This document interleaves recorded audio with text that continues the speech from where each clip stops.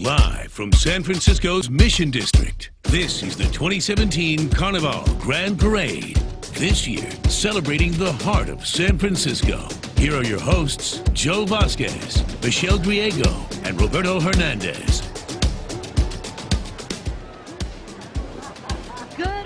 Everyone, and welcome to the 2017 Carnival Grand Parade. I'm Michelle Griego. And I'm Joe Vasquez, and over the next 2 hours, we're going to watch as the streets of the Mission District transform into a stage, celebrating the many cultures that make up the heart of San Francisco. And we are excited to get this thing started off. We are joined by Carnival Festival Director Roberto Hernandez. You've been here since the very beginning.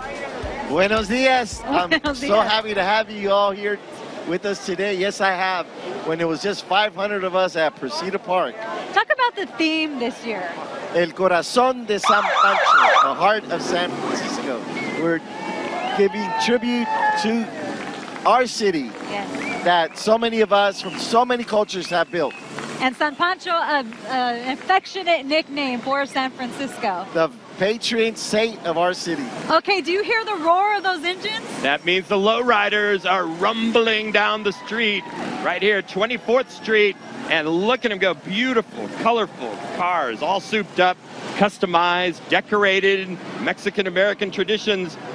You know, many of them have the hydraulic systems that let them go up and down, and they provide such a flair. And doesn't she look familiar, this one in the car? That's Yeah, our very own Roberta Gonzalez, decked out in her headdress and all. Look at that. She's looking beautiful.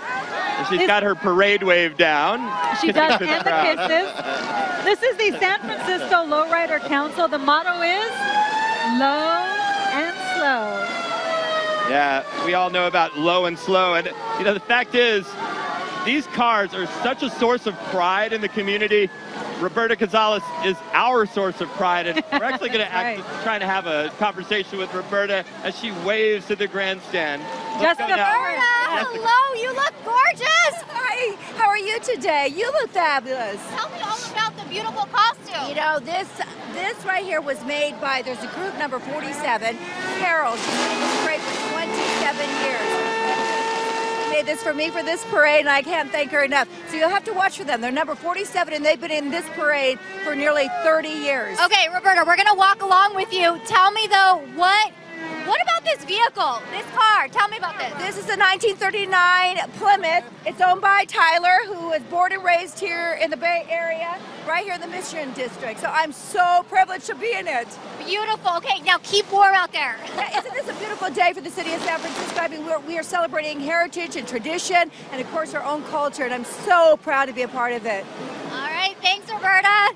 And we're proud of Roberta. Look at her go. She is having fun. A star. She gives so much time back to the community, and that's the love she's feeling back.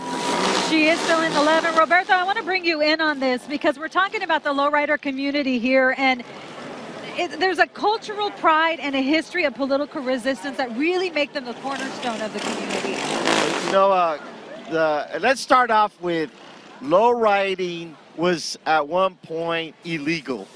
Outlawed. And outlawed. In fact, I remember here in San Francisco on Mission Street, they would close the street to get the lowriders, all of us, off of Mission Street, because they have a lot of the cars are modified. And so what you're hearing is that, especially these old cars, they put sirens on, and it's a sign of, you know, letting you know we're coming. We got our own sirens. It's like the grito, right? Yeah. Like the grito. But they specifically outlawed the modification of the cars that would make them low. That was against the law. It was against California law. And originally, actually, before hydraulics, you just drop the back of your car, and some guys would put cement bags, or they would sandbags, just to drop, get them to drop to the bottom. And now with modern technology, you know, you could buy a nice set of hydraulics. And I remember the times when you, if you could get your car to jump up high enough to crush a can, you were the guy, right? You were the homeboy. But now you got hydraulics systems that you can lift your car from the back, the front, you can go side to side. And now we have hopping contests every year that takes place. It's called King of the Streets, and it's held at Fort Mason. And it's just an incredible event to go see all the competitions of all the lowriders that compete, in different categories. And this really is a lifestyle because it takes so much time and care that you have to put into these cars and a lot of money. Yeah, so it's in the lowrider community, it's called time, love, and money. You gotta have the time, you gotta have the love, and you gotta have the money. Speaking of money, you were telling us, it's not just here in the Mission District or the United States. These are popular around the world. Yeah, so we got in Japan, it's huge lowriding in Japan. So you could actually sell your lowrider that you built here and get $75,000, $100,000, $150,000 for your car, and they'll pay for the shipping to have it shipped out. It's amazing to think about that, how much of a worldwide phenomenon it is, and then at one point, you remember when it was outlawed. Yeah, so I remember I got arrested a few times. I got plenty of tickets, and I remember one time the judge on Monday morning said, "How many lowriders are here?" And half of the courtroom stood up, and he goes, "Dismissed." The judge was tired of, We're looking at these souped-up, customized bikes right now, too.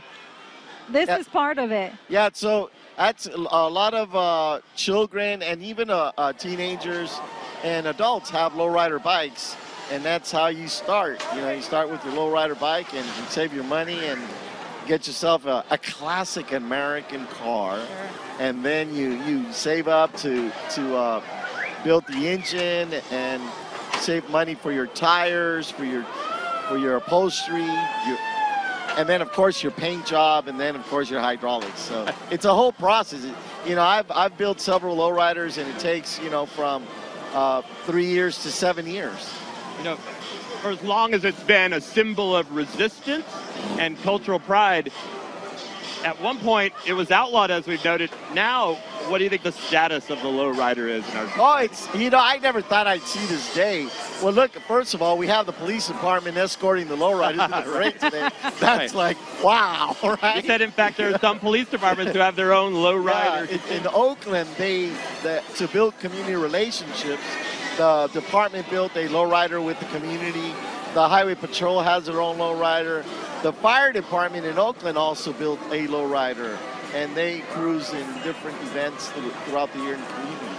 I think it's really cool that the San Francisco Lowrider Council every year before their first cruise of the year, they do a blessing. Yeah, so the danzantes, the Aztec dancers, before the parade starts, do a ceremonia, and we'll see the group that actually does the ceremonia after the lowriders. And it's beautiful because the part of our tradición is that we ask Mother Earth for permission to do the parade.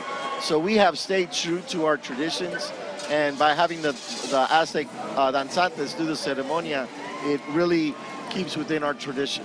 Let's go to Jessica Flores now, who is on 24th Street with a lowrider driver. All right, I'm here with Fernando. He's been doing this for decades. Fernando, how long exactly? About 35 years. What's the culture like? Tell me, why are you into this? It's just cool. It's what I grew up doing. I've been driving lowrider since high school, and I'm 55 now and still going. So it's a lifelong commitment. Tell me about this beauty right here. How long have you had it? How much work does it take to get it in this shape? Money-wise, this is about $30,000 into it right now, and it's just average. It's nothing special. The motor's chromed out. The paint jobs, 2 different styles of paint jobs. Got a metallic flake. And then just culturally, tell me, what's it like to be part of the lowrider community? Oh, it's awesome. Everybody helps everybody out. We all work together, so it's a good deal. All right, thank you. Appreciate it. Send it back to you guys. And he's with Low Creations Car Club, which is the oldest car club here in San Francisco. Oh, wow. He says $30,000. Some of these are more souped up than that. How much can somebody end up spending? And you hear what he said. That's basic. Nothing, right. I want to know the physics behind this, what we're looking at right now. So this hydraulic system, he has it set up where he can hit various switches, And so you have a switch for the front, you have a switch for the back, and then now with modern technology, you can go on 3 wheels, and that's what he just did. He went on 3 wheels. And something like that, how much are we talking? Now that hydraulic system, now you're talking about a good, $9,000 for just your hydraulics. What's the qualification for being a car that's old enough to be in this? Like, how young is too young to be a lowrider? So we've seen the beginning of the parade. We've seen 30s, 40s, 50s, and now we're seeing some of the 60s and 70s. But what you get a little into the 80s, and that's about it. 90s, they're not. No, well, you can't buy a car today that's a 2016 and turn it into a lowrider. That's not a classic. Well, so this starts out as a tradition for rebellious young people. What has it transformed into? Because I see a lot of families around it. I see a lot of folks a little bit older, right? Yeah, so you have, like Fernando, he's been doing this for 30 years, right? And you have various people that, like myself, that grew up, we were 16, 17 years old, and we stayed true to it all these years. And now you have grandfather, great-grandfather, and it passes on from family to family, and so it's great to see that this tradition keeps going on from generation to generation. And we also have a lot of young kids that want to be lowriders, and we embrace them, and we train them, and we help them, and nurture them, and tell them, you got to get a job, you got to get an education, you got to save your money, and they do it. That's impressive right there. Talk about some of the artwork that goes on these lowriders, because some of them are just, it's beautiful. It's like a mural on a vehicle, but also some of them make political statements as well. Yeah, so lowriding is an art form, and it's a moving mural. And that, in some cases, when cars are fully painted with murals, and so it is. It's something that now it's a Chicano Latino invention here in the United States. Goes back to the 40s. You were talking about how this just spans cultures and ethnicities, and that's what we're seeing out here today. It's evident, but also different countries, and you were talking about Japan. There is actually a dignitary sitting in one of the lowriders today, the mayor of Shabaz, Serbia. Yeah. When you think of lowriders, you don't necessarily think Serbia. Serbia. So he actually, Carnaval San Francisco is part of the international Carnival community. So I've gone to Brazil, I've gone to Cuba, Puerto Rico, a lot of countries in Europe, and so we get different people from around the world that come here to participate in Carnival. Let's see who Jessica is talking to right now. Okay, guys, I'm here with Carlos. I want you to check out this engine. He's got it all exposed, beautiful over here. We're going to talk to him all about it. He's with his family. Carlos, tell me, what is going on here? This is one ride. Thank you. I've had this car for 20 years. You got your whole family here. This is a family affair, right? Tell me about what it's like for you, Dad, bringing your family out here. Well, I've grown up in the Mission. My family's grown up in the Mission. This is an event that happens every year, celebrating the diversity of the Mission. And so we're here enjoying. Awesome. Well, thank you, Carlos. Have a nice ride. We'll send it back to you guys. Thank you, Jessica. We're talking a lot about the diversity of the Mission. We see a lot of families here who claim it as their home. But part of the picture today is the fact that a lot of these folks have had to move out. How many of these people still live here? Not a whole lot. In fact, a lot of the people that used to live here, because of the gentrification that's gone on here in San Francisco, and the Mission has been ground zero for gentrification. We've lost 10,000 people who've been evicted. So you have a lot of lowriders that now live in Daly City, in Oakland, and Concord, as far as Sacramento. But let me tell you, they still come back. They come back to cruise here in the Mission. And they always call me and say, hey, well, when's the next cruise? What are we doing? Because they want to come back, and it's coming back home. It is. It's like coming back home. A lot of pride out here. This is a sanctioned event, obviously. They were invited here. But a lot of cruise traditions include going to a place where you would normally cruise. Are there cruises around the Bay Area where people take their lowriders that are informal, unsanctioned? So we have a lot of lowrider cruises here on Mission Street during the night. We have our Cinco de Mayo annual car show. We have the King of the Streets event cruise that we do every year. And para el 16 de septiembre, actually, let me tell you, any excuse to go cruising, we make it happen. And of course, we have Made in the Mission. Solo Lowrider Club. There's John Gallardo, one of our members from the San Francisco Lowrider Council. And you know, the San Francisco Lowrider Council is made up of various car clubs from not only San Francisco, but from the Bay Area. So we've seen, you know, Nuestro Estilo's Car Club. We have the Frisco's Finest Car Club, which is one of the oldest car clubs also here in San Francisco. So it's great. We have this beautiful bond and unity amongst not only car clubs, but also solo lowriders, because not everybody's in a car club. And you know what's beautiful also is that today we have professors, we have a doctor, we have different people in different professions that are lowriders. And of course, you know, the roar of the lowrider is unmistakable. The louder, the better, or no? Yeah.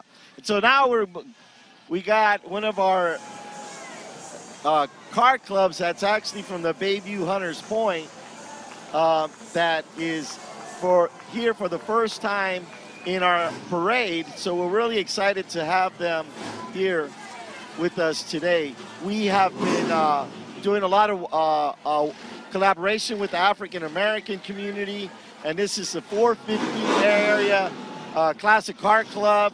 It's from the Bayview Hunters Point, and they're here in the Mission to lift up our spirits, because we've been really working with the African American community on gentrification and a lot of issues that affect them just like they affect the Latino community. So here are the Carnival Letters. Look at them, all the beautiful colors out there. Again, this is a spectacular celebration on the streets of the Mission District, bringing you all of the dazzling dancers and the colorful costumes. And look who's behind them, Joe.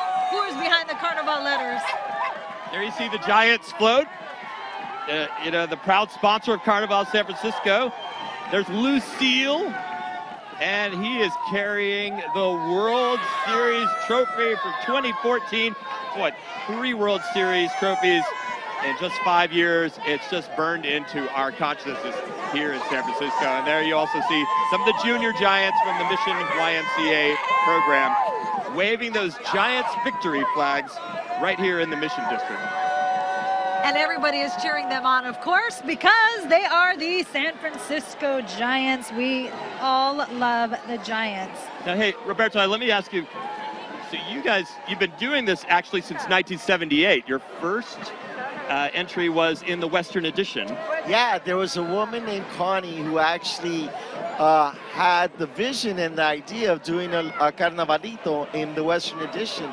And there was many people from that mission that actually participated in the Carnaval. And so we always honor her and remember her. In fact, Willie Brown at that time was the assemblyman representing San Francisco, and we actually had Willie did a proclamation that I have with me as part of our archives, acknowledging Connie and her work and putting the first Carnaval together in the Western District. So then comes then next year, and you've got several hundred more people who turn up in Presida Park. We'll talk more about that in a moment. We want to go to Jessica. You come every year? Yeah, it's been Carnival.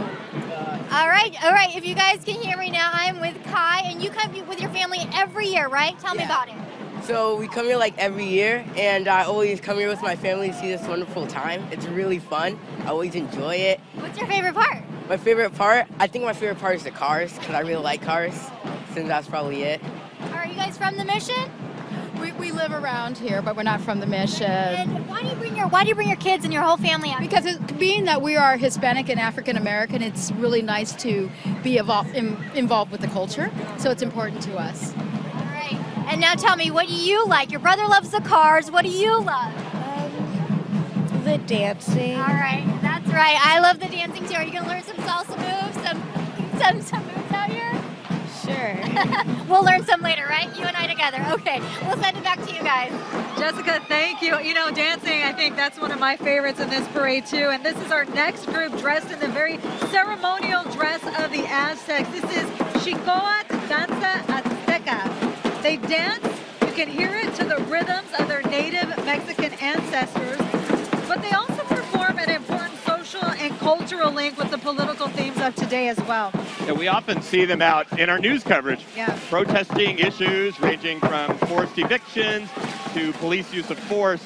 Today, they say they are here praying for safety within the community, honoring a peaceful event. They want their children to walk in beauty with their elders. You know, you talk about the spiritual part of it. It's a very spiritual practice for these dancers. They're praying with their bodies and giving thanks to their ancestors. I think it's always a beautiful tradition, and they always pass it down to the next generation on. And in this dance, they honor Mother Earth, they honor Father Sky, and the animals, the birds, and all of the sacred elements of this world. It's absolutely gorgeous. Now coming up right behind them, representing Samoa, we say talofa, which is hello in Samoan, and say hello to talofa to the Samoan Community Development Center. They are this year's Carnival San Francisco Guest of Honor. And in the center of the group, you will see Patsy Tito. You're going to see the women displaying a malu. That's a traditional Samoan tattoo for women. It covers their upper leg, knees to thighs. On the men, they are doing the bea. That's the traditional tattoo, which is a bit larger, and that will cover from their torso to below their knees. Yeah, and you're seeing a lot of young people out there too. The students are displaying traditional Samoan wear. They're having a good time, you can see. The Samoan Community Development Center, it served the Samoan and Pacific Island community of San Francisco for the past 26 years, a very long time. Their mission to improve the quality of life for Samoans and Pacific Islanders. And with that, they have a lot of youth after-school programs. They have family support services, also help with immigration services. Roberta, that just speaks to how diverse this celebration is. So diverse. It's not just your traditional Carnival with Brazilians and other countries in Central and South America that have Carnival traditions. I mean, we're talking about Samoans and people from all walks of life and all parts of the earth. Well, and that's the beauty of Carnaval. It's that it's multicultural. It's for everybody. And throughout the years, that's been one of our missions. Like this year, we invited the Samoan community to embrace them to be with us. And this right now, we're looking at the American Indian Cultural Center of San Francisco, the original music and dance of North America. You can see the varying dance styles right here. The men in the truck right there with the drums. You'll see all sorts of different tribes here. This is an intertribal council here. The Ohlone, of course, the original people of our area, but many groups came with an Indian relocation back in the 1960s. And talk about the style a little bit. The women and the girls, that fancy shawl. Well, that shawl represents beautiful butterflies. All right, we hear a big party coming down the street. You hear that? This would be Buena Vista Forest Man School. These are kids K through 8. One of the oldest middle schools in San Francisco. Has one of the oldest Spanish language immersion programs in the San Francisco United School District. And it's neat because Buena Vista has participated in Carnival for more than 30 years, which is amazing. The costumes, the vibrant float you see, they're all meant to celebrate the lovely city that is San Pancho, which is, again, what we affectionately call San Francisco. You can see these young people just loving the dance and the music, and they worked so hard to prepare for this parade out here today.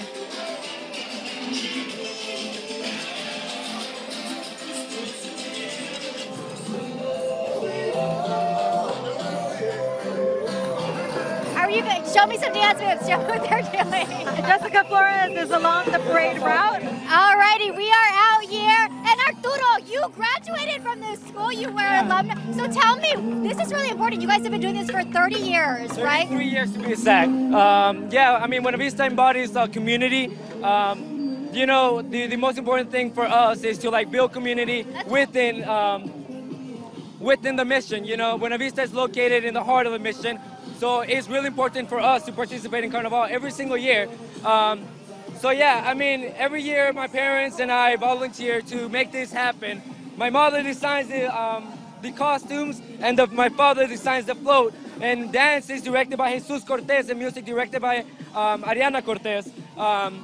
Both teachers at Buena Vista Horace Men. Well, they're doing a beautiful job. Those kids know how to dance, let me tell you. They are wonderful. Thank you so much for stopping. All right, thank you so much. Take care. All right, up next, Sherman Elementary School. You have a special connection to Sherman. Yeah, my kids happen to go to this school, so it's dear to my heart. It is not a stretch to say this is the crown jewel of San Francisco School District, but I say that with all due subjectivity because my children are not in the parade today, but they go to this school. And there you see Mo Neely, the director there. All these kids, some of them my children's classmates. There's Stella and Izzy and Scarlett, Maya, Sydney.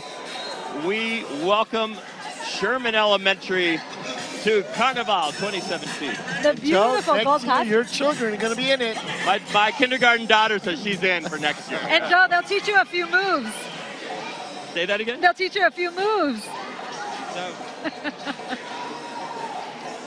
It's so beautiful to see so many young people out here enjoying the parade as well. So many families come out. That's really what it is, a big family event. So we have, when Buena Vista School has been one of the longest schools that's been in the parade, and they actually now have students that have graduated from college that are still in the parade who are professional musicians, who are recording artists, and it just amazes me how the seeds that Carnaval has planted in the hearts, the souls, the spirits, and the minds of these young people is just beautiful. We absolutely love it. It's so beautiful. This next group right here, this is Mestizo, Latino, Indio, Afro, Mexican, Salvadoreño, Urbano hip hop. Now that's a mouthful to say. But we could call them mestizo because they are mixed. Mestizo. Look at this beautiful group right here. They are a mix of everything. The headpieces on the dancers are a modern interpretation of traditional Aztec and Mayan symbols. The colorful flowers that are wrapped around the head and the ears, those designs, they say, are reaching up to the sky through the heavens. The colors represent African-based deities. Yeah, the blue represents water for Yemaya. Yemaya. The pink for Oya, warrior femininity. And the yellow for Oshun. These are Indio-Afro costumes.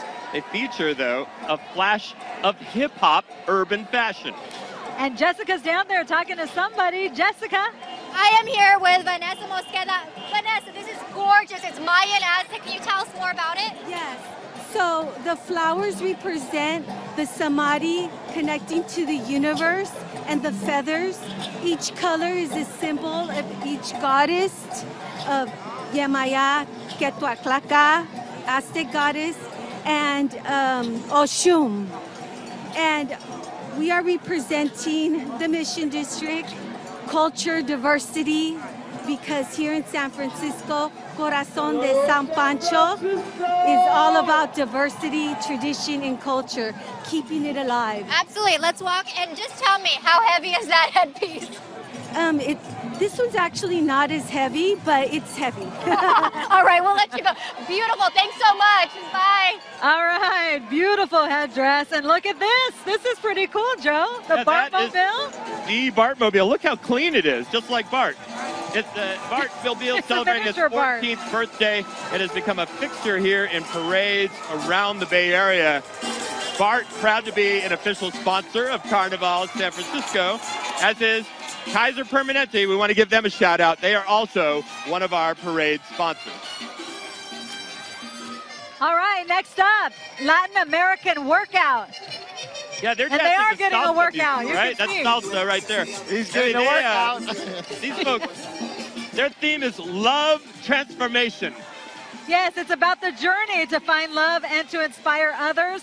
And their costumes are inspired by the monarch butterfly on its journey to become strong as it travels the Americas. And they're dancing to everything, right? Yeah. Salsa, new classic Latin pop. They get a workout. I see them at the 24-hour fitness center working out. Always good. I go to the gym there and I see them working out. I stay away from them. I just stay on my little bike. Hey, let's go back. We're talking about 1978 is the first year. 1979, you start to get more and more people each year that you put on this parade. Yeah, and that's what we did. Is Carnival is like a magnet. It attracts people. So many people that I've met that come to the parade and say, or call me after the parade and say, I want to be in the parade. I said, well, sign up. And they sign up, and it's like they get an infection, and they just do it year after year, and then they get their family members involved, and it just keeps growing. Yeah, they just come back year after year, which is great, and it makes that family tradition.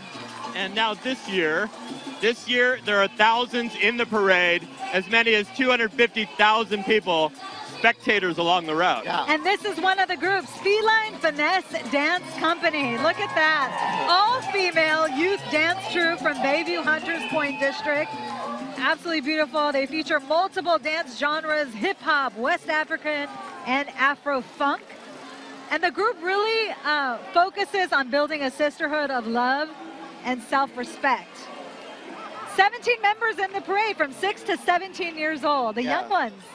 And that's what's so beautiful is that throughout the year, there's classes that educate our community about the culture, the history, dance, music. So it's just not a parade that you come out in. It's something that, you know, throughout the year you're involved in, and it's healthy and it's wellness also for our community. All right, now you're looking at the Asiya Shriners of San Mateo, and they are part of Shriners International. These are the folks who support hospitals for children in the United States, Mexico, and Canada. They provide medical care for children with burns, spinal and orthopedic problems, and they also help children with cleft lips and palates. And this is, Roberto, what we were talking about, the diversity of what you see in this parade. So somebody asked me one year, why do you have them in the parade? And I said, well, go to New Orleans. I said, they're in New Orleans parade. It's that tradition. Listen, if you listen to their music, and I love these little cars that they got. They're awesome. Well, you bring up New Orleans, and you know, most Carnival parades are in February because it's a pre-Lenten celebration. It's connected to religion. It is interesting that we're having this on Memorial Day weekend in May, right? Well, actually, in Western Edition, started in February. Yeah, Presida Park, we did in February. We did it in February a couple of years, but we moved it because of the rain and just the weather, you know. We're a little more, we believe in nature and showing our skin, not like in Mardi Gras, right? Right. Well, showing, look at this, the beautiful costumes here. This is Moving Beyond Productions. I love this because students help create and choreograph many of the dances for this group. So it's the young people who are kind of in charge of this. And the theme this year, Bridges, Not Walls. It's a celebration of San Francisco as a sanctuary city, and also, of course, a response to the current administration. We're going to go out to Jessica, who is along the parade route. All right, guys, we are here with Rebecca. Look at all these beautiful little kids dancing. Tell me all about what you guys are doing. So our theme this year is Bridges, Not Walls. We came up with it on Inauguration Day. Some of the kids in our community are feeling insecure, and we thought, what does San Francisco represent? What's the heart of San Francisco? And that's bridges. That's building bridges, not putting walls between people. So, Rebecca, these kids are all decked out. Tell me about what they're wearing and what they're dancing to. So they have the Golden Gate Bridge on their head and the Bay Bridge on their bodies. So that's why our bridges. They're a physical representation of the Bay Area. Awesome. Guys, take a look. Thank you, Rebecca. The Golden Gate Bridge right there on the hat. And you can hear the crowd roaring for what is the next very popular entry here. This is the Church of Eight Wheels. It's only in San Francisco group, but real holy rollers. They actually celebrate life on 8 wheels. Their passion for roller skating. They've been at it for 38 years, and they now have a home. They had picked up an old Sacred Heart Church on Bell Street, transformed it into what is now the Church of Eight Wheels, San Francisco Roller Disco. And who can miss that huge roller skate right in the middle of these dancers here? The roller disco, they say it represents the free-flowing spirit of the city, floating today down the parade route on wings of gold. Too much fun. Yeah. That is talent, I'll tell you. It is. I've tried roller skating. Been there, done that, won't do it. Now, Roberto, we're going to see a lot of themes that deal with cultures directly from Central South America and some North American traditions. But there's a lot of groups in here that have nothing to do with that, like these roller skaters. Yeah, these are well, folks, you know, Americans who said, I got to be part of that. Yeah, you know what? They came to me and they said, we roller skate as a hobby and we want to be in Carnival. And I said, well, get in a costume.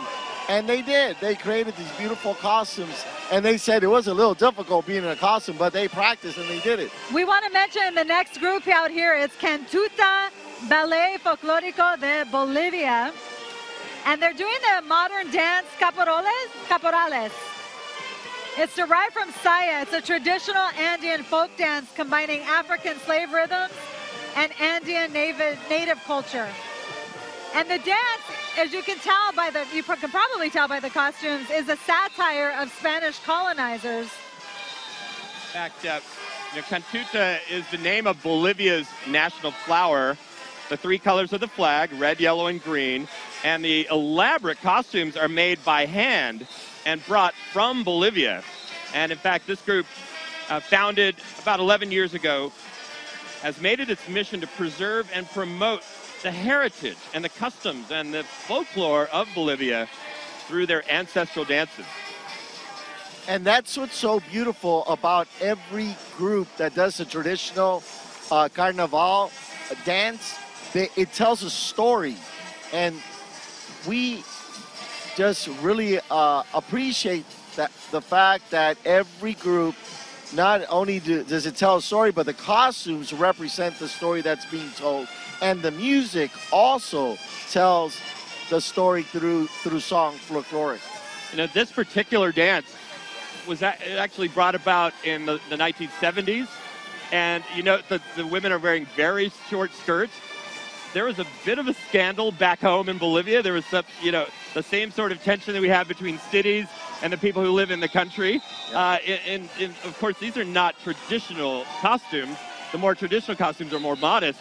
Yeah. The city dwellers came out and started dancing like this in parades and festivals around the country. So the tension exists to this day about this particular dance. And we got a whole lot more to see. Watch. Oh, we have a whole lot more to see. This is just the beginning. You were talking about telling a story, and the story here is Spanish colonization, a satire on it. And you can see these male dancers here.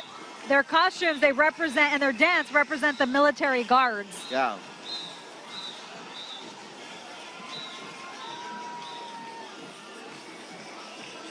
All right, coming up right behind them, the Miss Africa Bay Area Pageant.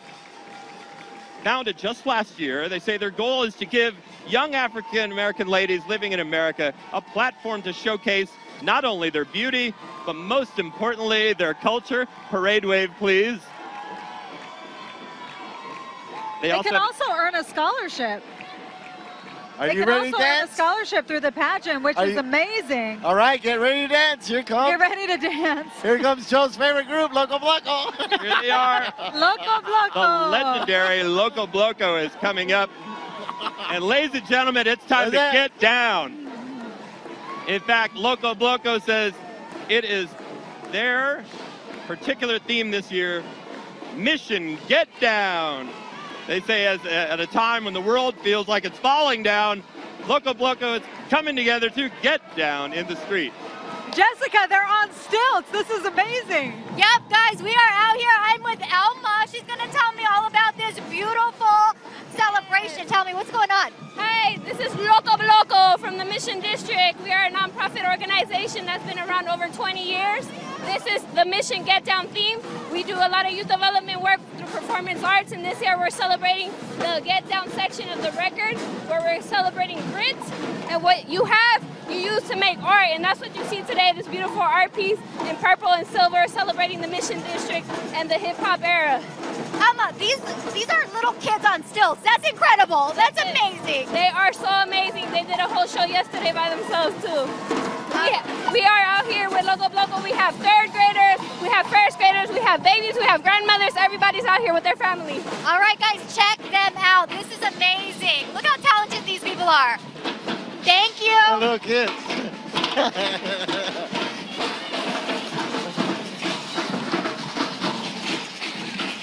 So Loco Bloco, it translates to crazy black. Would you say this is a crazy black? It is their original name. They did it, of course, to talk about how crazy fun it is out here to get involved. There are hundreds of people here, at least 300 people involved in this one entry. Yeah, and this is a community, and Roberto, this is an example. It's a little hard to hear us, but this is an example of how these families, they come out, they participate in one Carnival, they begin to bring their children out, and you have multi-generations involved. And actually, Loco Bloco was started by Jose Carrasco and his wife and Heather, and just a very small group of people. And it just like grew and grew, and they started teaching children, and they started teaching teenagers, and it grew into an organization. And now it's actually, its organization has been around for many, many years. And again, it goes back to throughout the whole year. They teach classes and they educate young people, and they get involved with them. So you belong to something, you know, yes, in our community, and that's so beautiful. You know? It's beautiful. Monocot Su Pacifica is up next. This is based out of West Oakland. Monocot Su Pacifica, it's a community-based performance group that brings Afro-Brazilian maracatu music and dance from northeastern Brazil right here to the Bay Area. This is the second year of their participation in Carnival. The dance they do here and the music you hear, it goes back to the colonial era and the heritage of enslaved Africans. The costumes today that you're seeing here, they represent the members of the traditional royal coronation procession, as well as other characters, secular and religious. They draw inspiration from both traditional Maracatu nations and the more modern, non-traditional Maracatu group. And it goes a little northeast of Brazil, which is not your typical Rio type of carnival. And again, in Brazil, they have different traditions depending on what part of Brazil you're from.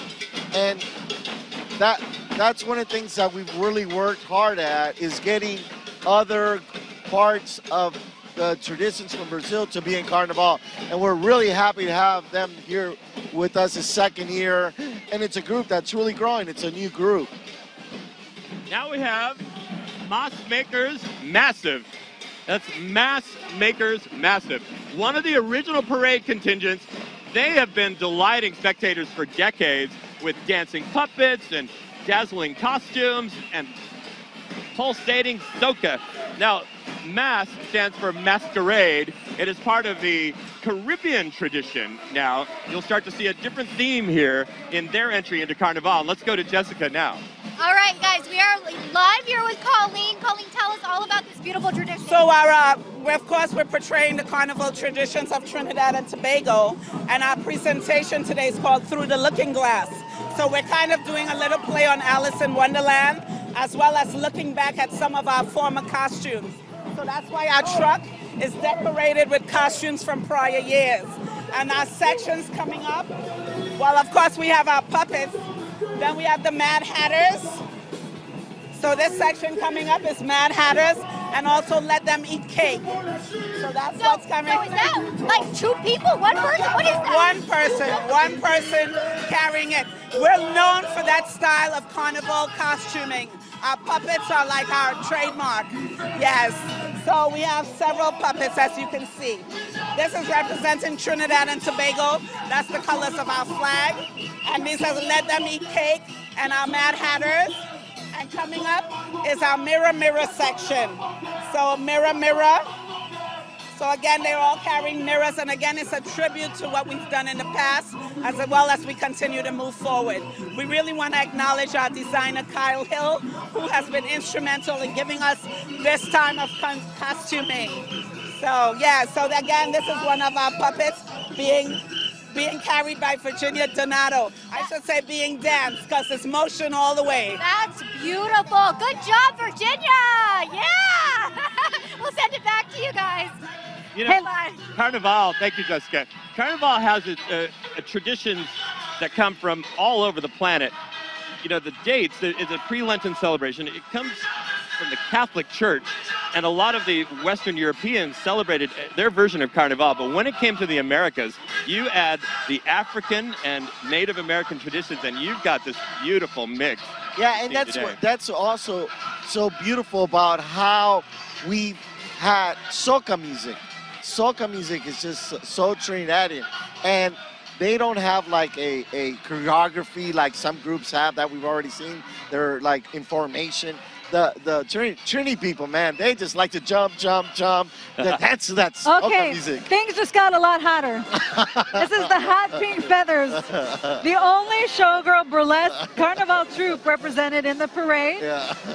The Queen of Carnival, San Francisco, back in 2008, Kalita Malouf. Yeah, she created this troupe. She has an interesting story. She came to me one year and said, I want to be in Carnival. And I said, whoa, let's do this. You know, and we sat around for a couple hours and just, you know, let the creative juices flow. And, you know, after 10 years, man, you know, they've been in the parade.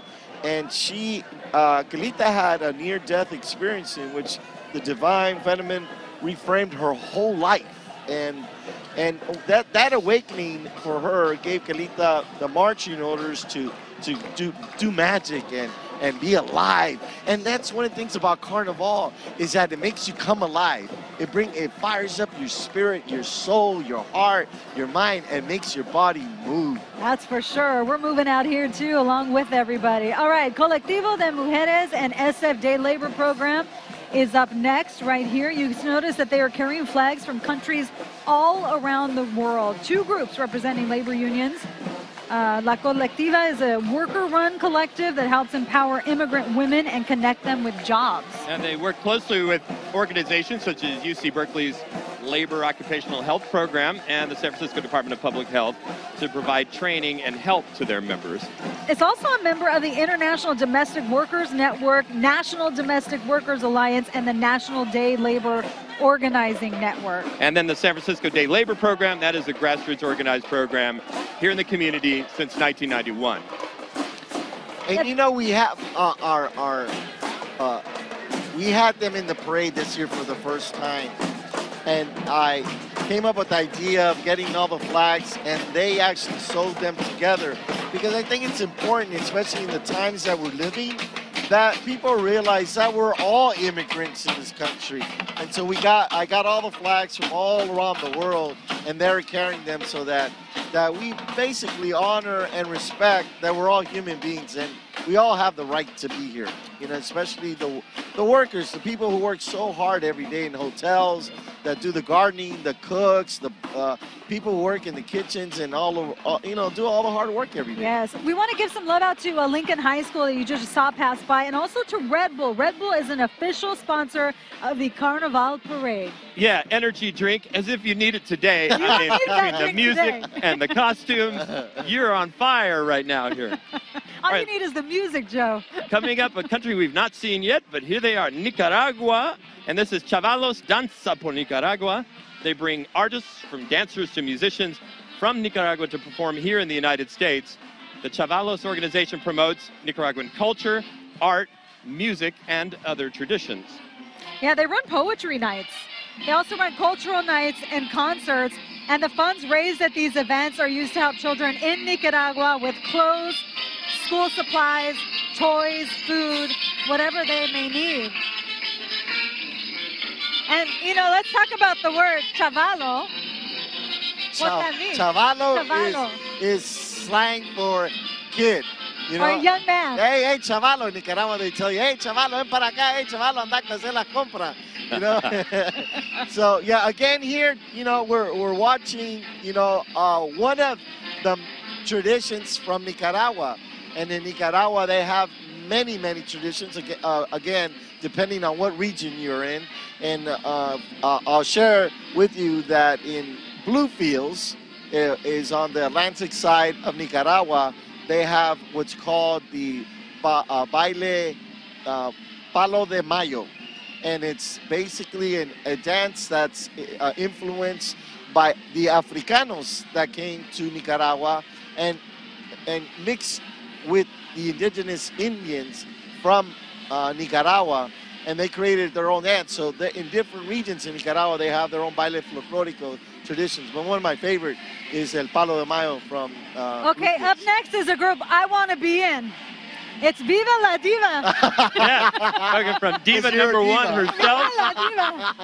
Doesn't that sound right? Look at these beautiful costumes. Beautiful costumes. And this is exciting because this is the first year they're participating in Carnival. Yeah, well, they have come full force as well. Look at these costumes. Now, so these are the colors of the peacock. We were just talking earlier about how many birds had to die for this parade to take place. But, you know, they're wearing these costumes that also include backpacks in some of the dancers, designed by a community artist and a former Carnival king, Luis Enrique. And Viva la Diva really works hard to support the local Latin art community. They're a collective of dancers who embody and embrace creativity in all aspects, in mind, body, and spirit, through the enjoyment and performance of Latin-influenced dance. And you know what's interesting is that they've been in the parade before, but with another group. And this year, they decided to go on their own. They've grown. Look how big they are. I mean, they're just, they wanted to be their own divas. Yeah, they didn't want to be under no other group. We all want to be our own divas. Talking about diva, let's go to Jessica Flores. Who do you have, Jessica? Hey guys, we are out here in the crowd. I'm talking to Patricia, who tells me she's been coming here for 3 decades.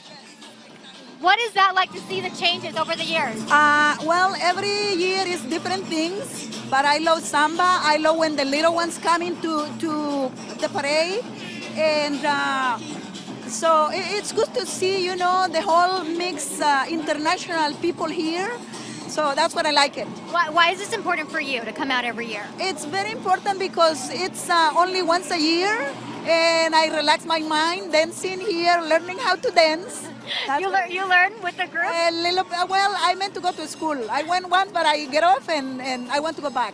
All right, so we have the dances are here. Are you gonna come out here and dance with us? Oh, I can do it anytime. All right, guys. People are having a great time out here. You've been taking video. We have kids, families. Everyone's having an amazing time dancing. I'm about to try dancing with these groups yeah, right that's now. what I want to see. Come on, Jessica, get out there. I think she'll be great. Hey, we do want to mention though that Viva la Diva does support a worthy women's health-related cause each year. Yeah. This year's recipient will be La Casa de las Madres, an organization that empowers victims of domestic violence and helps to better lives. So really, they're in the community.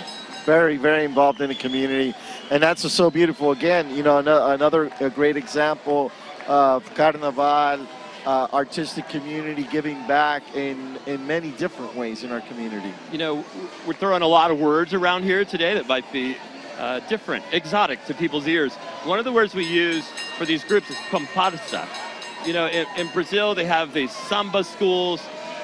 We have, you know, different names for the groups. Here we call them comparsas. Yeah, and actually in Brazil, they call them escolas. They have different escolas throughout Brazil, and in a lot of different Latin American countries, we call them comparsas. There you go. You just got yourself a baseball. I just need some beef. That was actually Muni. Muni. Yeah, that was the Muni, Muni one of the cable sponsors car. here. That's, yeah, the That's mock another cable parade car. sponsor. Yeah, another parade sponsor. The iconic cable cars, of course, run by San Francisco Muni. 19th century technology at its finest. Exactly. But on the cars are actual Muni drivers. They took the day off. Yeah. They were on that. Still costs you $7 to get on that float down. Because you catch Bart. Everybody's catching Bart today. Now we're coming at you from Brazil. This is Gente da Cidade. They are dancing to Afro-Brazilian music styles from Salvador, Bahia. Now, this is the birthplace of the music form samba. The theme this year, the celebration of the power of positive female connection. Because, Joe, women are life givers. You know this. One day, women will rule the earth and we'll be better off for it. And you're exactly right. Mark those words. I think you already do. This group, they receive inspiration, they say, from the goddess Yemanja, from the religion Yoruban. Yemanja, she's the goddess of the ocean, yes, the protectress of women and children. And they say the costumes are white as an ode to the New Year tradition in Bahia, which represents both peace and transformation. The silver blue and iridescent accents relay back to their theme of the goddess Yemanja. Absolutely beautiful. Second year in Carnival, and they're based out of Marin. Yeah, in fact, you know, this group actually has 4 generations, a family. Wow. A great-grandmother, a grandmother, a daughter, and the little baby. It's just 4 generations that have been in the parade. That is where we are at 39 years into this. We have 4 generations going through. Beautiful costumes here. Salvador Bahia, I mentioned that it is the birthplace of samba. And you mentioned that there are different kinds of samba. There are different kinds of music. It evolves as it goes from the countryside to the city. So Salvador was the original capital of Brazil. But of course now mostly what we see when we talk about Carnival are images from Rio, and we see a much more elaborate and frankly much more corporate campaign running down the streets, right? Yeah, so you have actually in Brazil you have different classes of parades. So you have the A parade, you have the B parade, you have the C parade, and you have to work your way up to be able to get to like the A parade, which takes place in a drome. Well, up next we have Institución Hijos de Santa Rosa de Lima. And they are performing a dance called the Tunantada, the native dance from Jauja, Peru, dating back to 1890.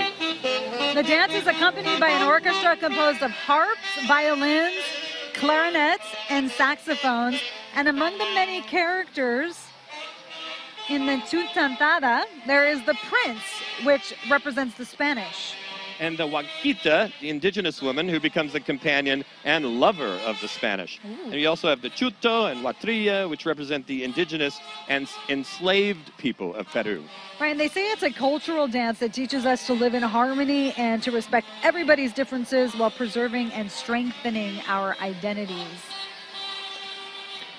That's kind of a theme that we've seen so far in this parade, but this is a theme of San Francisco. You know, we always talk about a melting pot. I like to think of it as like a salad bowl. We all keep our shapes and our identities, and we're all different in some way, but we're all part of a bigger entity. And that's what's really important, is that we keep feeding our children who they are. And that's one of the most important things. For example, the Peruano community does a great job educating their children, and they learn the music, the dance. You know, my abuelito taught me how to play guitarra when I was a little boy, and I learned all the folkloric traditional music, you know, and some kids in school say, oh, why are you playing that? You know, I was like, hey, that's I want to learn who I am. You're preserving your culture. Yeah. And I'm really glad that out of all my siblings, I actually, you know, took to music, and then eventually I learned how to play congas and bongos and dance, you know, the different tradiciones, you know, it really enriched me. In fact, I've traveled throughout most of Latin America to go learn the roots of music, the roots of dance, and ceremonias also, which has really helped me become a better person and know who I am. And know who you are, where you came from. Yeah. It shows the diversity. You know, the San Francisco Chronicle described this as a Latin American festival, which is just so shallow compared to what we're seeing before our eyes. There's such diversity here, not just Latin American entries, by the way. And through the years, you've seen Americans line the streets and say, I want to be part of that. I want to be part of this celebration. There are spectators who just joined in from all different cultures. And in fact, right now you're seeing the float of the king and queen of Carnaval. The queen herself, that's Tiombe Valone, she told me that she was a spectator here more than a decade ago. She said, I gotta be part of that. So she said she joined the party. She's been an active member ever since. And she said she tried 3 times to become queen, finally succeeding this year. There's the king, Antoine Hunter. He's a man of many hats. In fact, the director, choreographer, award-winning dancer. He also is deaf, and he travels the world dancing. He brings people here as a producer of the Bay Area International Deaf Dance Festival. I asked, of course, as a reporter, we ask dumb questions sometimes. They said, how do you dance when you can't hear the music? And, you know, he explained to me, you know, he feels the vibrations, but besides, dance is about more than just choreographing to the music. It's about an expression. It's about, you know, having something inside you and getting it out. He says that actually dancing may have saved his life, as he felt like many people from different backgrounds, levels of discrimination, felt issues because of the fact that he's deaf from different people, and he said dance was his outlet that allowed him to flourish. Well, we have an annual King and Queen competition, and let me tell you, I was blown away with this performance. Yeah. The way he just, every beat of the music, his movement of his body was in tune. And let me tell you, those competitions are stiff. You talk about divas, we got a lot of divas in those competitions. I bet. It's absolutely amazing what you can do. Okay, we're going to go down to Jessica, who's with Grupo Tanya Santiago. I'm here with Tina right now. She's going to tell us all about what you guys are doing today. Tell me about. We're doing Puxada de Rede, which is a folkloric dance from Bahia, Brazil. And it's a traditional dance of fishermen. So celebrating the dance of fishermen, and I figure since we're the city by the bay and we're also a fisherman town, it's kind of an homage to both cities since it's the heart of San Francisco. And we're talking a lot about how diverse each group is. Tell us why that's important. Well, I mean, you know, traditionally we have so many diverse cultures in San Francisco, right? And so this is a celebration of all of those communities, you know. Right now this is a Brazilian group. But what's so wonderful about San Francisco Carnival is that it's all these different cultures represented. Right, and you guys have people from all over. It's not just Brazilians part of the group. We've got little kindergartners here from the International Music School. We've got Dance Mission. We've got Balboa High School. So it's wonderful culture represented. Everyone can participate. All right, thank you guys so much. We'll send it back to you guys. You know, she was talking about the folkloric dance. It's also a celebration of gratitude to the Brazilian Orisha Yamanja, the goddess of the ocean. We've mentioned her a couple times before. She really is a big part of some of these things. Yes, I mean, one of the Orishas are the deities, and this is one of the religions brought over from Africa that plays a major influence throughout Latin America. Now, this group also capturing the energy and spirit of Salvador Bahia, the original capital of Brazil. All right, up next, Mission Cultural Center for Latino Arts. It's an explosion, as you can see on the streets here, of music and color. Bomba del Corazon. So they're dancing to a variety of Latin American music genres: rumba, conga, mambo, cha-cha-cha. I'm trying to figure out which one this is right here. It sounds a lot like my dad's salsa music, which has roots from something called bomba, very heavy on the drums and African-American traditions. I think this is rumba. A mambo? You know what? This is a little bit of a mixture of salsa. Now, let me tell you something about salsa. Tito Puente said it right one day. There is no such thing as salsa. You eat salsa. There is cha-cha-cha, there's mambo, there's rumba, there's different types of Latin music. So it's somebody came up with the word salsa one day. You know, it's just a sauce. Salsa is what we eat. I hear salsa, I want to dance. All right, Jessica, let's go out to the parade route. All right, guys. Now Jenny here is going to teach me. What are you doing? Let's teach everyone at home how to do this. Okay, we got to put your foot like this.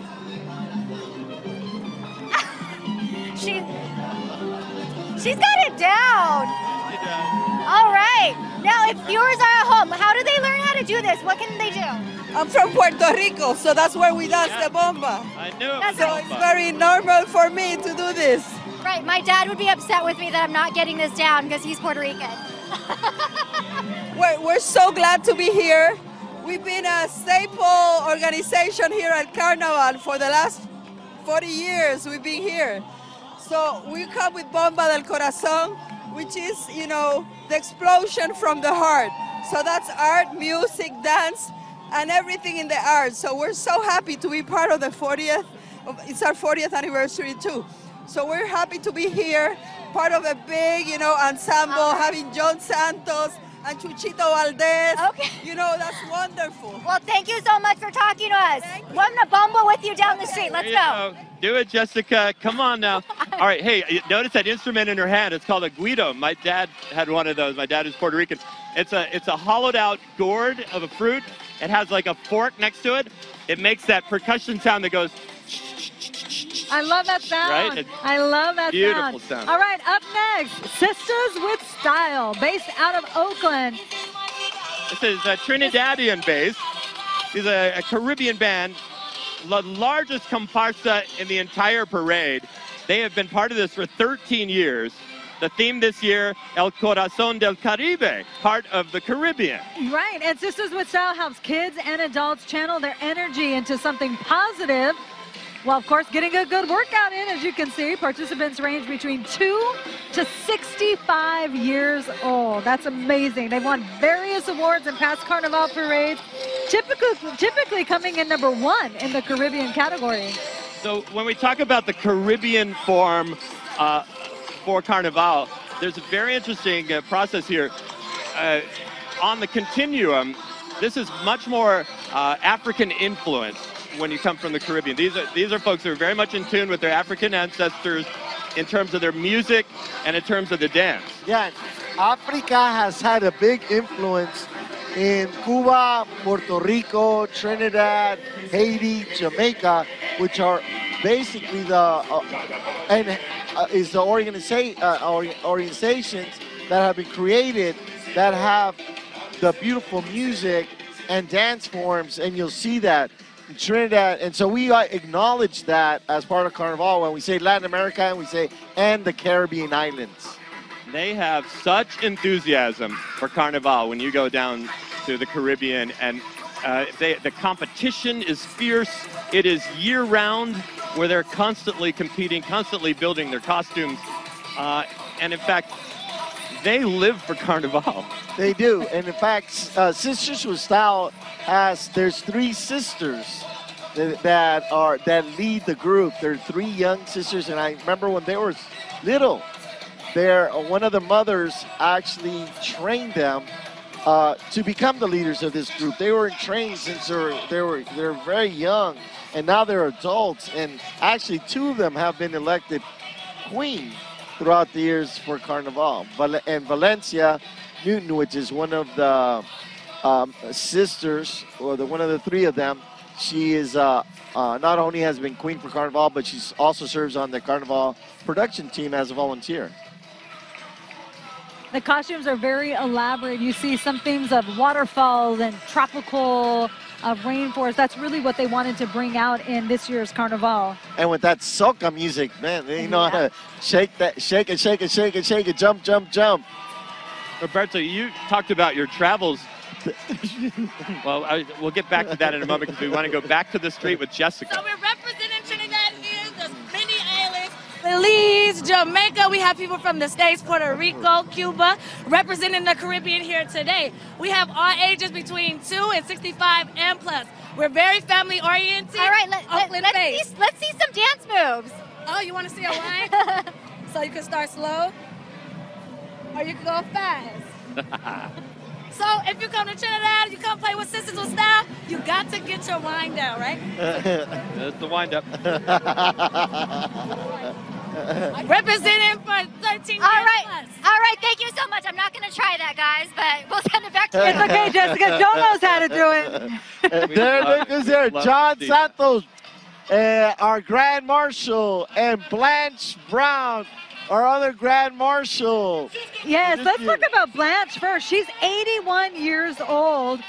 She went back to college to study dance later in life at the age of 35. And then since then, she's been on all sorts of arts committees. The fact is, as well, she is the wife of the mayor, Willie Brown. Yeah. And John Santos, 7-time Grammy-nominated percussionist, a foremost expert in Afro-Latino music, born and raised here in San Francisco by Puerto Rican and African parents. He is not just a performer and composer, he is one of the gems of this community. And he started with Carnaval San Francisco. Yes, that's right. Okay, up next, Rueda. Con ritmo. Ritmo. The Cubans. Yeah, roll that out. Ritmo. Ritmo. Rueda con ritmo. The Cubans have arrived, ladies and gentlemen. The Cubans have arrived. This is their 8th year dancing in the Carnival Parade. The theme this year, Mi Barrio es mi corazón. Rueda con Ritmo is a mission-based dance company. They teach classes every week at the ODC Dance School. And they are dancing to the live music of the San Francisco State Afro-Cuban Ensemble, directed by John Calloway. And they are dancing to Cuban salsa, also called timba, also reggaeton, cha-cha-cha. Their colorful floats, their parade props, their beautiful costumes and face paint, all designed to reflect and honor the unique mural art in the mission. We are in Carnival heaven. Yes, we are. I can't help but move when I hear this music. You mentioned you travel around to see the different types of Carnival. Brazil, I should say Cuba, which has just opened up to the world now, has its own little flair. Well, you know, the first time I went to Cuba was in 1995. And I went and learned to play a little drum. And of course, I went to the beach. But I went to the rumbas. Oh my God, the rumbas, they start like at 7 o'clock at night. Everybody brings something to eat. They bring the drums, they bring the puros, the cigars, they bring the rum. And the rumbas go on all night long till 2, 3, 4 in the morning. I love that music. A lot of fun. All right. You've probably seen these guys on the streets of San Francisco before. This is the Recology trucks. They're one of our parade sponsors as well. Recology has been collecting recyclables and trash in the city for over 80 years. They also pick up food scraps and turn it into compost used by local farmers and wineries too. The theme to Recology's float is celebrating sustainability. I feel like we've seen these costumes before. It's like I recycled them. It's as if they wore them again. Did you just make a joke? Yeah. but and they're great dancers. Look at them go. Look at that. They are great dancers. That's their march. They got the routine. Their day job is very important. Very colorful costumes.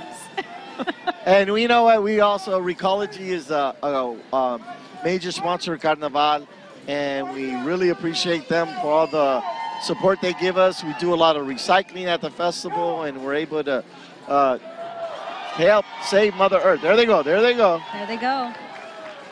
It's not easy to do that with the blue and green bins. It isn't, but we're talking about the, hey, they're getting the crowd pumped up. That's all you need in the parade. Get the crowd pumped up. People are loving them. We want to talk about the float really quick. The mascot, their mascot, Benny and Buddy, are dancing up there. Do we see Benny and Buddy? Yeah. Waving.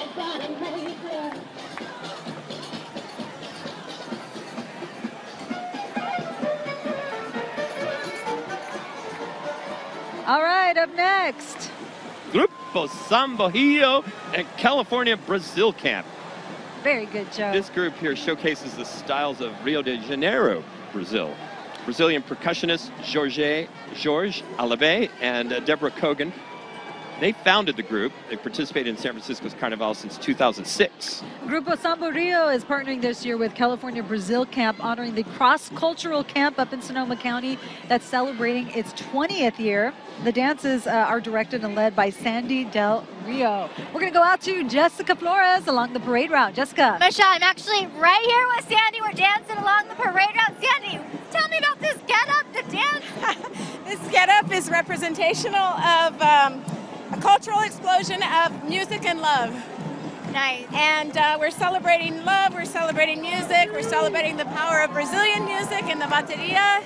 And we're also celebrating an anniversary of the Brazil Camp, 20th anniversary of Brazil Camp. Tell me about your group. Are these folks from all over San Francisco?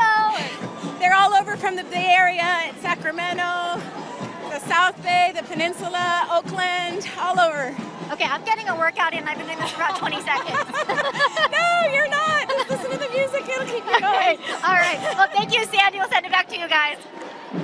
And Thanks dancing does keep you going. It does. And drumming keeps going. And that's, I've been in the parade before, and let me tell you something, it's like, it just magically just takes you to a whole nother level, and it's like you're in tune with the universe.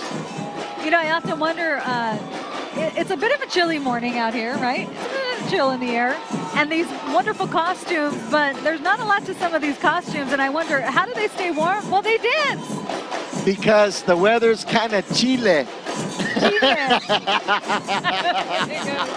never heard Roberta refer to it that way, but she needs to start. Once you get out there and you start dancing, you get your blood pumping. It's easy to stay warm, that's for sure. We do want to mention though that Grupo Sambo, it offers weekly percussion classes from its home base in Oakland. And it's available for performances of all sizes, all ages. So if you're interested.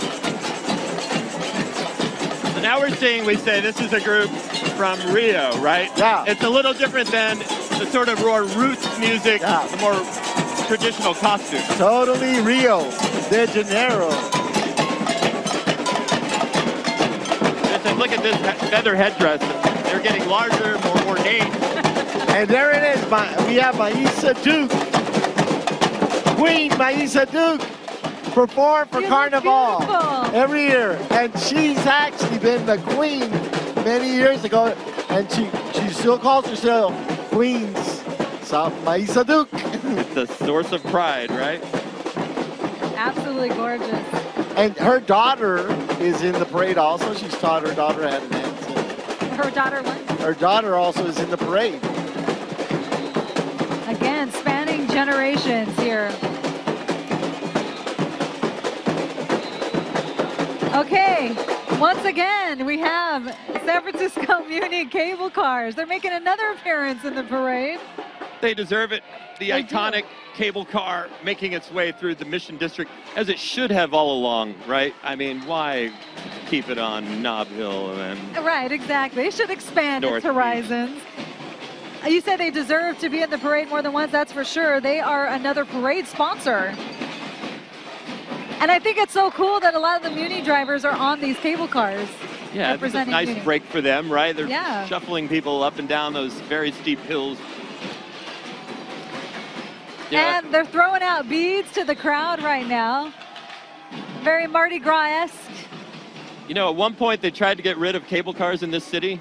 No. The people of San Francisco revolted. When did that happen? Well, but 60s, 70s, they said, well, you know, we don't need this technology anymore. We have buses, we have electricity, we have motors. And yet the people rebelled and they bowed them back. And Which is great because it's not only for tourists. When tourists come, they of course want to do the iconic cable cars in San Francisco, but the locals ride the cable cars as well. They're still taking people up for rides up the streets of San Francisco. It's like a Disney ride for my kids. I love it. For me, it's a Disney ride, especially the guy that's pulling it. It feels like, oh, are we going to make it up that hill? Yeah. And then when you're going down the hill, it's like you start thinking, oh, is it going to stop? Is it going to stop? Exactly right. Hey, you mentioned earlier the lowriders met resistance. Did your parade meet resistance at the beginning when you tried to start the Carnival all those years ago? Well, you know, they actually told us to go to Civic Center one year, and we went to Civic Center, and we didn't like it. Well, nobody lives there. No, it was cold and ugly. We brought it back to them. Adiós la misión. Was there a moment where you just said, we got to do it? I don't know, come with us or get out of our way. We're going to have this. Well, you know what? Finally, the city said, find a home for it, because we were like gypsies. We started off at Pageant Park, then Dolores Park, then Civic Center. And so I did, you know, finally sat down one day and I just started thinking, well, how do we map this out? How do we make this? And I thought long term. And so that's why we did started the parade on 24th and Bryant. It goes up to Mission Street, down Mission Street, all the way to 17th Street. And then I found Harrison Street at the time to do the festival. And then Memorial Day weekend, I told the city, let's do it on Memorial Day weekend because there's nothing that happens in San Francisco during Memorial Day weekend. So what a perfect way, right? We got 3 days, and then I extended the festival from 1 day to 2 days, you know? And it was then it was like, it was married. It was inked into the city. There's no turning back then. Someday, Carnival will be every day. All right, let's get out to Jessica Flores along the parade route. Hey guys, I am with Barbara and Lisa who are enjoying. They've been dancing. We've been dancing out here. Tell us, what have you guys? It's been fun, right? It is so much fun. I thought I was going to be freezing, but I'm not. It's so wonderful, and I love the costumes. And this is your first year? This is. We know 2 people who are in the show and 2 different groups, and it's been so much fun to see them. All right, so we've been dancing out here. Have you guys learned any moves? Let's see them. Oh, yeah. I'm hoping. All right, guys, people are having a lot of fun, trying to stay warm, but we're not cold. Yeah, great, perfect. All right, we'll send it back to you guys. Thank you. Thanks, Jessica. We're still looking at a Muni going by. A lot of Muni drivers out here celebrating. They got Abel Gonzalez. The crowd. They got Abel Gonzalez on the guitar. He's an amazing guitarist. Used to work for the post office, and he actually recorded with George Santana. They did a song for Cesar Chavez. Wow. An incredible song that they recorded. Beautiful. Well, I have some questions about Carlos Santana we'll get to in a moment, but first, look at our next entry here, Comparsa Cultu Cuba. Now, they're representing the Cuban Carnival tradition. This organization teaches dance, drum, percussion, song classes in both Oakland and San Francisco. Their goal, simply to promote Cuban culture, and they do that by traveling to Cuba itself, the mother country, and also other countries to learn about a variety of cultures. Cultu Cuba says it wants each participant to feel a greater sense of unity and humanity.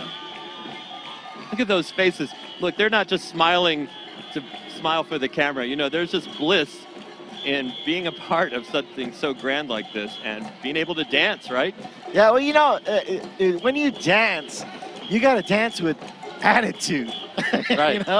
You know, if you look at some of the real serious dancers, they swing you around and you smile, and it just brings you a lot of joy.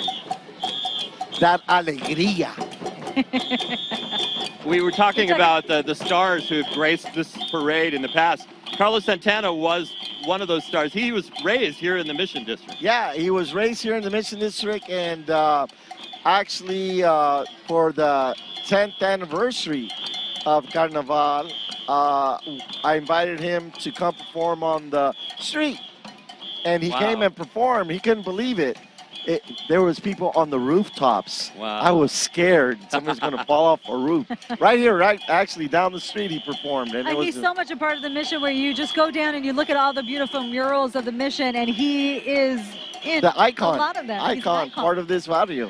And you know, his father, Jose Santana, was a mariachi, and he had a Santana mariachi, which was an incredible mariachi.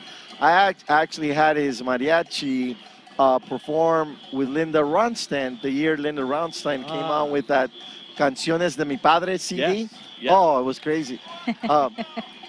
Linda just couldn't stop singing. At the end of the parade, she had about 5,000 people following her. Wow. And she created a mob scene, and the police are calling me up and saying, hey, can you tell Linda to stop? I go, no, you tell Linda to stop.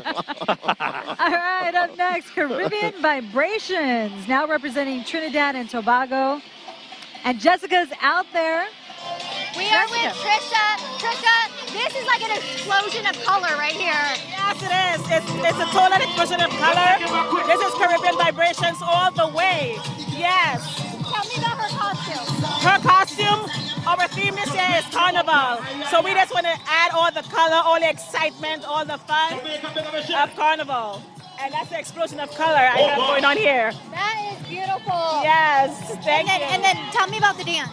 Our dance is, we do soca dance. It's from Trinidad and Tobago. Let's see it. Yes, a little wine. And it's just fun and relaxing, and it's just an enjoyment of life. All right.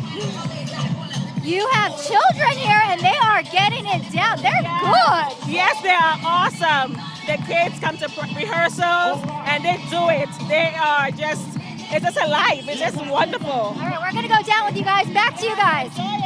All right, Jessica, Caribbean Vibrations first participated in Carnival back in 2010 with just about 40 dancers. But take a look, today the group has grown to more than 200.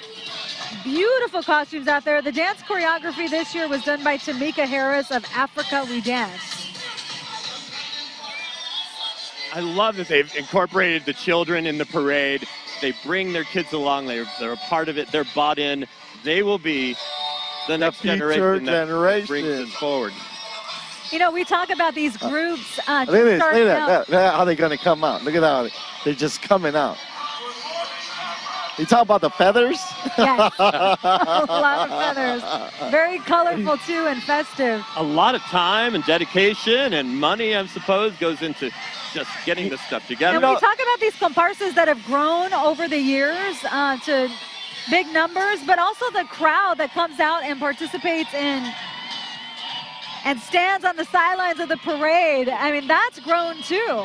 Yeah, so it is, and this is a perfect group that just started off really small, and it just grows. The energy, the love that people have, you know, and once you get in that parade, that's it. It's over. It's no turning back.